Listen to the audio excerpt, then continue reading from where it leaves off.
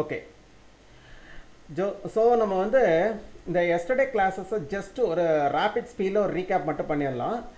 So நம்மளுக்கு வந்து பார்த்தீங்க அப்படின்னீங்கன்னா வெப் டிசைனிங் கம்ப்ளீட் பண்ணாமல் நம்மளால் ஒரு வெப் அப்ளிகேஷன்ஸ் டெவலப் பண்ண முடியாது. இதுதான் வந்து எஸ்டர்டே கிளாஸஸில் பார்த்தது. அதாவது நம்மளுக்கு வந்து இப்போ PHP அப்படின்னீங்கன்னா அது வந்து வெப் அப்ளிகேஷன் டெவலப்மெண்ட். ஸோ வந்துட்டு ஒரு சர்வர் சைட் ஸ்கிரிப்டை டெவலப் பண்ணுறதுக்கு வெப் அப்ளிகேஷன்ஸ் யூஸ் ஆகுது. ஸோ இந்த வெப் அப்ளிகேஷனாலும் ஒன்று தான், சர்வர் சைட் ஸ்கிரிப்ட்னாலும் ஒன்று தான். இப்போ நீங்கள் வந்துட்டு பார்த்தீங்க அப்படின்னீங்கன்னா ஜஸ்ட் ஒரு ரீகேப் தான் போகிறோம், நம்ம வந்து டெப்த்தாக போகிறது கிடையாது. Don't panic. ஸோ இப்போ வந்துட்டு நீங்கள் பார்த்தீங்க அப்படின்னீங்கன்னா இந்த வெப் டிசைனிங் அப்படிங்கிற போது அதில் வந்து இந்த client side script, framework and then database. So இதுதான் இருக்குது நம்மளுக்கு வந்து. அதாவது these units are available in web designing. So இந்த யூனிட்ஸில் வந்துட்டு எது சார் மேண்டடரி கம்பல்சரியாக நீங்கள் படிச்சே ஆகணும் அப்படிங்கிறது வந்து கிளைண்ட் சைட் ஸ்கிரிப்ட். இந்த கிளைண்ட் சைட் ஸ்கிரிப்டில் நம்மளுக்கு என்னென்ன இருக்குது அப்படின்னீங்கன்னா HTML 4.0, CSS 3.0 and Java script அப்படின்னு சொல்கிறோம். ஜாவா ஸ்கிரிப்ட் கிடையாது, இப்போ HTML, CSS, Java script and XML. இந்த XML அப்படிங்கிறதுக்கு பதிலாக தான் இப்போ இன்றைக்கி வந்துட்டு அனோட்டேஷன் சொல்லிட்டு ஒன்று அனௌன்ஸ் பண்ணிட்டாங்க. அதாவது நீங்கள் இப்போ சர்வர் சைட் ஸ்கிரிப்ட் எழுதுறீங்க அப்படின்னீங்கன்னா இப்போ நீங்கள் வந்து XML அப்படிங்கிறத நீங்கள் வெப் டிசைனிங்கில் லேர்ன் பண்ணணும்னு அவசியம் கிடையாது. எப்போ please underline this word, when are you learn server side script no need to learn XML நீங்கள் வந்து லேர்ன் பண்ணணும்னு கிடையாது. எப்போனா நீங்கள் சர்வர் சைட் ஸ்கிரிப்டில் அனோட்டேஷன் யூஸ் பண்ணும்போது. இப்போ நான் சர்வர் சைட் ஸ்கிரிப்ட் யூஸ் பண்ணுறேன், but I am not use annotation, then compulsory you should know XML கண்டிப்பாக தெரிஞ்சாகணும். இப்போ இதுதாங்க ரூலு. சரி, இந்த கிளைண்ட் சைட் ஸ்கிரிப்டில் நம்மளுக்கு என்னென்ன இருக்குன்ட்டோம், HTML 4.0, CSS 3.0, Java script and XML. இதில் வந்து XML அப்படிங்கிறது வந்து எப்போ வந்து மேண்டரி அப்படின்னீங்கன்னா when are you not use annotation concept in server side script. server side scriptல annotationன்ற ஒரு கான்செப்ட் யூஸ் பண்ணல அப்படின்னீங்கன்னா, server side scriptல annotation அப்படிங்கிற ஒரு கான்செப்ட் யூஸ் பண்ணலைன்னா நீங்கள் கம்பல்சரியாக வெப் டிசைனிங்கில் XML படிச்சாகணும். சரி, இது அப்படியே ஃபர்ஸ்ட் பார்ட் அப்படியே வச்சுக்கோங்க. இந்த ஃப்ரேம் ஒர்க் அப்படின்னீங்கன்னா நேற்றே நம்ம சொல்லிட்டோம், framework is also developed by client side script. Client side ஸ்கிரிப்டில் இருந்து தான் நம்மளுக்கு வந்து ஃப்ரேம் ஒர்க் வந்து டெவலப் பண்ணினாங்க. Okay, good. இப்போ இந்த ஃப்ரேம் ஒர்க்லேருந்து டெவலப் பண்ணினது தான் நம்மளுக்கு கிளைண்ட் சைட் ஸ்கிரிப்ட்லேருந்து டெவலப் பண்ணதான் தான் frame work. Okay, I agree. இப்போ வந்துட்டு இந்த ஃப்ரேம் ஒர்க்கில் பார்த்தீங்கன்னா லிமிட்டட் ஃபீச்சர்ஸ் மட்டும்தான் இருக்கும், அதாவது ஒரு குறிப்பிட்ட அட்வான்டேஜஸ் மட்டும்தான் இருக்கும். We can't expect much more advantages. அதாவது நம்மளோட இப்போ வந்து ஒரு அப்நார்மலாக டைனமிக் பர்சன்ஸாக இருக்கிறவங்க அவங்க என்ன பண்ணுவாங்கன்னா கொஞ்சம் வந்து ப்ராடாக திங்க் பண்ணுறாங்க, அவங்களோட திங்கிங் வந்து எக்ஸ்ட்ராடனரியாக இருக்குன்ற போது maybe that thinking is not satisfied by framework. அவங்களோட திங்கிங்க்கு நீங்கள் வந்து ஃபுட்டு வந்துட்டு ஃப்ரேம் ஒர்க்கில் இல்லை. அதாவது அவங்க திங்க் பண்ணுறதுக்கு உண்டான அவங்க வந்து மீட் பண்ணியிருக்க ப்ராப்ளத்துக்கு சொல்யூஷன் ஃப்ரேம் ஒர்க்கில் இல்லை அப்படின்னீங்கன்னா compulsory they should develop that framework by client side script. இப்போ வந்து அவங்க வந்து ஒரு எக்ஸ்ட்ராடினரி ஃபீச்சர்ஸ் யோசிச்சு வச்சுருக்காங்க, அந்த ஃபீச்சர்ஸ் வந்து ஃப்ரேம் ஒர்க்கில் இல்லை அப்படின்னீங்கன்னா that feature is also developed by client side script. So அந்த யூசர்ஸ் வந்து அவங்களாவே பர்சனலாகவே அவங்க வந்து அந்த ஃப்ரேம் ஒர்க்குள்ளார போயிட்டு அந்த ஃபீச்சர்ஸை அவங்க டெவலப் பண்ணுவாங்க. எந்த ஸ்கிரிப்டை பயன்படுத்தினா கிளைண்ட் சைட் ஸ்கிரிப்டை பயன்படுத்தி. சரி, இது வரைக்கும் நம்மளுக்கு வந்து இந்த ஃப்ரேம் ஒர்க்னா என்ன? Framework reduce program coding, increase purpose of program. ஓகேவா?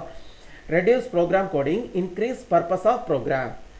அதாவது நம்ம கோடிங் எழுதுறது ரொம்ப கம்மியாக இருக்கும், ஆனால் அதோட பயனை வந்து அதிகமாக இருக்கும், யூஸ் வந்து அதிகமாக இருக்கும் அப்படின்றாங்க. இதுக்கு இன்னொரு மீனிங் என்னென்னா நீங்கள் வந்து ரைட் லெஸ் டூ மோர். ஸோ இது வந்து ஜேகுரியோட ஒரு ஃபார்முலா, ரைட் லெஸ் டூ மோர் அப்படின்றாங்க. இதுதான் ஃப்ரேம் ஒர்க்கோட ஒரு தாரக மந்திரம். இப்போ வந்து நீங்கள் பார்த்தீங்க அப்படின்னீங்கன்னா இந்த ஃப்ரேம் ஒர்க்கை வச்சுட்டு நம்ம என்ன சார் பண்ணுவோம் அப்படின்னீங்கன்னா, இப்போ வந்து கிளைண்ட் சைட் ஸ்கிரிப்ட் மட்டும் எனக்கு தெரியுது அப்படின்னீங்கன்னா 1 இயர் நீங்கள் வந்து அந்த ப்ராஜெக்ட் வந்து டெவலப் பண்ணுறீங்க அப்படின்னீங்கன்னா ஃப்ரேம் ஒர்க் யூஸ் பண்ணி you can complete that project very short period. For example நீங்கள் ஒரு 15 டேஸ்க்குள்ளார அந்த ப்ராஜெக்ட் வந்து கம்ப்ளீட் பண்ணிடலாம். 1 இயராக டெவலப் பண்ண 1 இயராக நீங்கள் வந்து கிளைண்ட் சைட் ஸ்கிரிப்ட் மட்டும் யூஸ் பண்ணி டெவலப் பண்ண ஒரு ப்ராஜெக்டை you can complete that projects within 15 days. So இதுதான் ஃப்ரேம் ஒர்க்கோட யூஸ் அப்படின்றாங்க. சரி சார், இப்போ வந்து இதில் வந்துட்டு ஃப்ரேம் ஒர்க் அப்படிங்கிறது இன்றைக்கி வந்துட்டு இட்ஸ் மேண்டரி ஆகிடுச்சுங்க. கண்டிப்பாக நீங்கள் வந்து ஃப்ரேம் ஒர்க் படித்து தான் ஆகணும். எதுவாக இருந்தாலும் ஃப்ரேம் ஒர்க் இருக்கும். எதுவாக இருந்தோம்னா நீங்கள் வந்து அப்ளிகேஷன்ஸ், எல்லா அப்ளிகேஷன்ஸ்லேயும் ஃப்ரேம் ஒர்க் இருக்குது. Please underline this word. all application as framework: database application, web application, window application, mobile application, distributed applications, RTOS application, embedded application, network applications, console applications. So each and every one application has framework concept.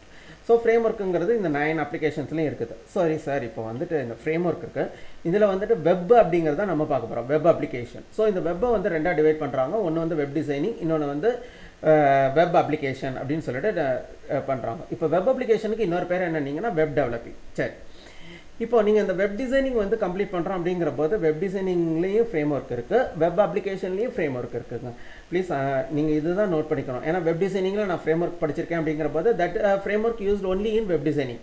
Sir I learn even frame work in web application development, that is different. அது வந்து server side script. So அதுலேயும் நான் frame work learn பண்ணியிருக்கேன். Okay, good. இந்த ஃப்ரேம் ஒர்க்னா என்னன்றது ஒரு idea உங்களுக்கு கிடச்சிருக்கும் இப்போதைக்கு. இந்த டேட்டா பேஸ் அப்படிங்கிறது இதில் வந்துட்டு இப்போது இது வந்துட்டு இது ரொம்பலாம் கிடையாது. It's my point of view, it's almost concept. Actually வந்துட்டு ரொம்ப காலத்துக்கு முன்னாடியே இது வந்து இன்ட்ரடியூஸ் பண்ணிட்டாங்க. But most of the person don't know database concept found in web designing. Web டிசைனிங்கில் ஒரு டேட்டா பேஸ் கான்செப்ட் இருக்குது அப்படின்னு நிறைய பேருக்கு தெரியாது. இதில் வந்துட்டு பார்த்தீங்க அப்படின்னீங்கன்னா இதில் ரெண்டு டேட்டா பேஸ் இருக்குதுங்க. ஒன்று வந்து இண்டெக்ஸ் டேட்டா பேஸு, இன்னொன்று வந்துட்டு வெப் டேட்டா பேஸ் அப்படின்னு சொல்கிறாங்க.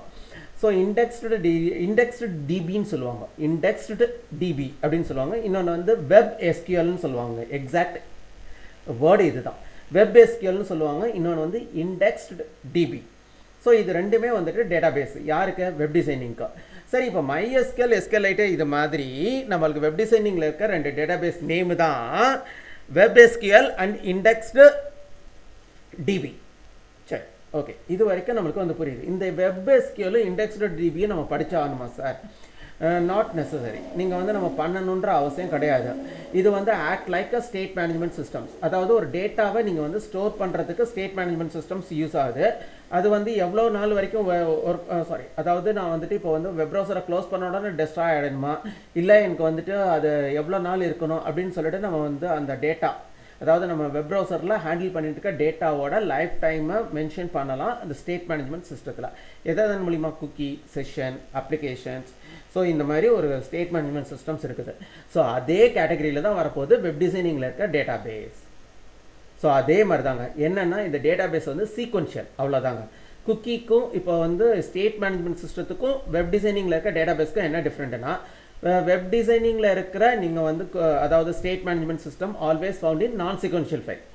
அதாவது வெப் டிசைனிங்கில் இருக்கிற state management system handle non sequential data, web டிசைனிங்கில் இருக்கிற database handle sequential data. இவ்வளோ தாங்க டிஃப்ரெண்ட்டு. ஸோ ஒரு வெப் டிசைனிங்கை பற்றி ஒரு ஃப்ரேம் ஒர்க் கிடச்சிருக்கும். இப்போ நம்மளுக்கு வந்து எல்லாமே பார்த்தீங்க அப்படின்னீங்கன்னா இப்போ நம்ம லேர்ன் பண்ண போகிறது வெப் அப்ளிகேஷன். அது full and full programming layer தான். Please underline this word. நம்ம பார்க்க போகிறது எல்லாமே வந்து அந்த ப்ரோக்ராம் லேயர், அதாவது நம்மளுக்கு business logic layer. Program coding லேயருக்கு இன்னொரு பேர் என்னென்னா business logic layer. PHP does not develop GUI components. அதுக்கு டேரக்ட் கிடையாதுங்க. இப்போ நீங்கள் ஒரு டெக்ஸ்ட் பாக்ஸோ ஒரு லேபிளோ, சார் எனக்கு புரியல சார் அப்படின்னீங்கன்னா பாருங்கள், இது வந்து மெனு பார், அதில் மெனு. ஸோ இதில் மெனு ஐட்டம். ஸோ இதெல்லாம் வந்து நம்மளால் க்ரியேட் பண்ண முடியாது. இப்போ வந்து நான் வந்து ஓப்பன் பண்ணுறேன். ஃபார் எக்ஸாம்பிள் இது வந்து என்னன்னு சொல்லுவாங்கன்னா, நீங்கள் வந்து கோம்போ பாக்ஸ் அப்படின்னு சொல்லுவோம்.